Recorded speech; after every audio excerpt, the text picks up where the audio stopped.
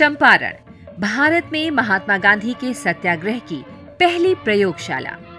नील आंदोलन जिसने गांधी को महात्मा बनाया। चंपारण नील सत्याग्रह की अनकही कहानी रण चंपारण। आकाशवाणी की विशेष प्रस्तुति रण चंपारण में सुनिए आज की कड़ी।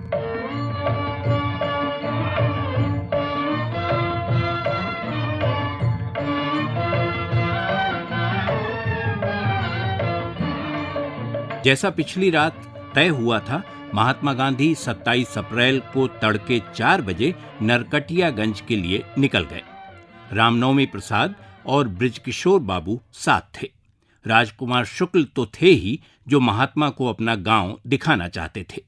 कोठी वाले निलहे गोरों की ज्यादती का एक नमूना जो खुद उन पर गुजरा था। रास्ते में गोरखपुर के विंध्यवासिनी प्रसाद मिले और साथ हो लिए। रेलगाड़ी 6 बजे नरकटियागंज पहुंची तो गांधी सवारी का इंतजार किए बिना पैदल मुरली भरावा गांव के लिए चल पड़े। गांव स्टेशन से लगभग 7 मील दूर था।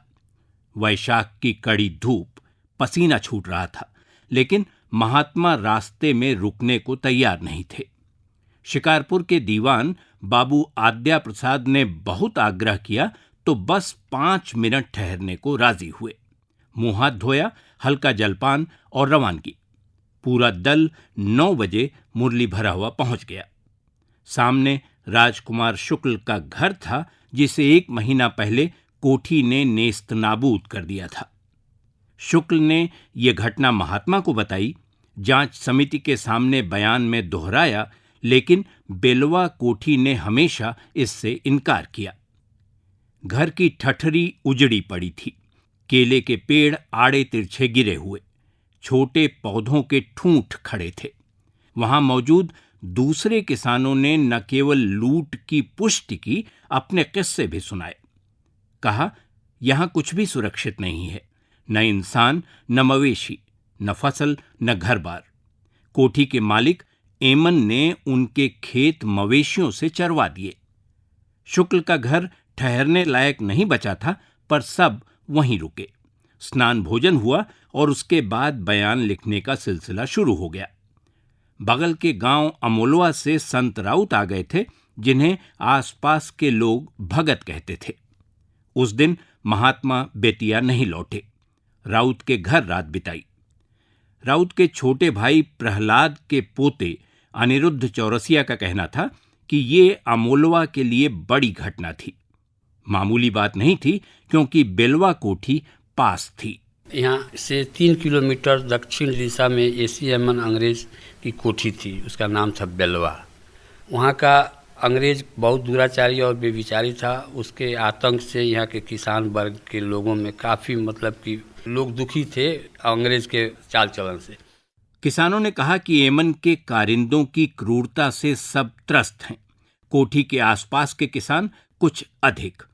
उसका डंडा कभी भी चल जाता है, उन पर भी जो नियम के पाबंद हों, कोठी साहब की हर बात मानते हों। नियम कायदा वास्तव में था नहीं। कोठी जब चाहती अचानक नया नियम बना लेती। मारपीट और नाजायज वसूली रोजमर्रा की बात थी। डरे सहमे किसानों का ठिकाना 2 गांव श्रीरामपुर और भितिहरवा में होता था, जो कोठी के अधिकार क्षेत्र से बाहर थे। किसानों की पीड़ा ने महात्मा को विचलित कर दिया और उन्होंने एमन से मिलने का फैसला किया। इससे किसान डर गए कि एमन उनके साथ न जाने कैसा व्यवहार करे, लेकिन महात्मा उसका पक्ष सुनना चाहते थे, जांच की पूर्णता के लिए जरूरी मानकर।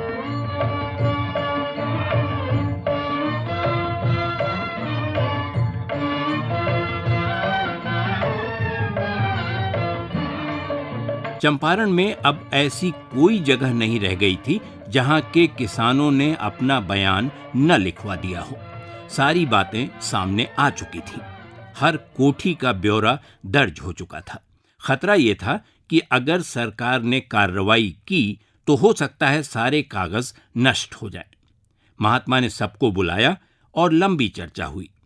पटना में सामाजिक विचारक रामचंद्र खान ने कहा कि गांधी अंग्रेजों को कितनी अच्छी तरह समझते थे, उस रात की बैठक से साफ हो गया। गांधी ने कहा कि अंग्रेज इन सबूतों को कभी नष्ट नहीं करेंगे। सरकार उसे नष्ट करेगी तो उसको हमारी हर बात सच माननी पड़ेगी। इसकी शिकायत होगी और नतीजा भयंकर आंदोलन के अलावा कुछ नहीं होगा। रामचंद्र खान। गांधी जी ने अंग्रेजों के चरित्र को, उनका जो नकारात्मक चरित्र था भारत में और कॉलोनीज में, उसको गांधी जी ने बहुत अच्छी तरह समझ लिया था। और हिंदुस्तान में अंग्रेज क्या कर रहे हैं ज़मीन के साथ, यहाँ के रिसोर्सेज के साथ, यहाँ की जनता के साथ, यहाँ की परंपरा के साथ, यहाँ की जो मर्यादा है, इस सब के प्रति गांधी जी अफ्रीका में ही काफ़ी हद तक गांधी जी लैस हो चुके थे। महात्मा का सुझाव था कि ऐसी किसी आशंका से निपटने के लिए एहतियातन सारे बयानों की प्रतिलिपि बनाकर रख लेना उचित होगा। अतिरिक्त प्रतियां बाद में सबूत के तौर पर पेश करने के काम आ सकती हैं। सरकार ने वाकई न बयान जब्त किए न नष्ट, लेकिन गोरे निलहे अभियान को विफल करने के नए नए हथकंडे अपनाते रहे, गांधी के काम में बाधा डालने की कोशिश करते रहे।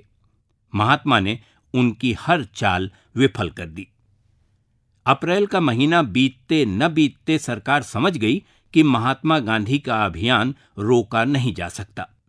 बिहार के मुख्य सचिव ने इस पर मजिस्ट्रेट हैकॉक की रिपोर्ट मांगी। हैकॉक ने रिपोर्ट भेजी तो ताजा जमीनी हालात के विवरण के साथ कहा, गांधी मनमाने ढंग से गांवों में घूमते रहें, इससे अच्छा होगा कि सरकार इसके लिए नियमित कमीशन नियुक्त कर दे और आगे की जांच का काम उस कमीशन को सौंप दिया जाए। गांधी को उसका सदस्य बनाया जा सकता है। अंग्रेज और उनकी हुकूमत के बारे में महात्मा के आकलन का यह सबसे पुख्ता प्रमाण था। सरकार गांधी को मिल रहे व्यापक जन समर्थन के आगे झुक सकती है, इसका पहला सबूत। सामाजिक कार्यकर्ता मनव्वर आलम का कहना था कि अब से तब में ये बड़ा फर्क था। गांधी जी के सत्याग्रह के समय में अंग्रेजी हुकूमत थी हिंदुस्तान में, और वो लोग बातों को सुने, गांधी जी की बातों को सुने, लंबे संघर्ष के बाद सुने, लेकिन जरूर सुने। कुछ प्रथाएं समाप्त भी हुई, 3 कठिया समाप्त हुई।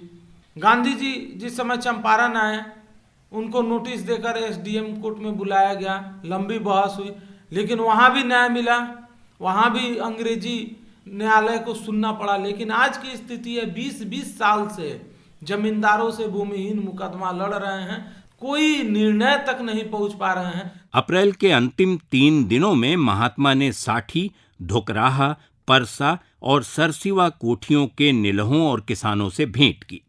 सरसिवा की बैठक मंदिर में हुई, जहां होल्टम और लेविस मौजूद थे। होल्टम ने एक बूढ़े को बुलाया और उससे बोलने को कहा। जैसे ही बूढ़े ने कहा कि साहब की खिदमत में हम लोग खूब खुशहाल हैं, किसानों ने जबरदस्त विरोध किया। उन्होंने कहा, तुम बूढ़े हो गए हो, एक पांव कब्र में है, ये पाप अपने सिर क्यों ले रहे हो? होल्टम को इसकी उम्मीद नहीं थी। बैठक खत्म होने पर महात्मा बेतिया लौट आए, होल्टम की कार से।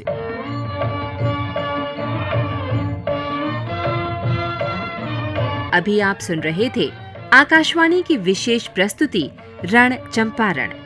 परिकल्पना, शोध, आलेख और स्वर मधुकर उपाध्याय। प्रस्तुति विनोद कुमार। अगली कड़ी कल इसी समय इसी चैनल पर।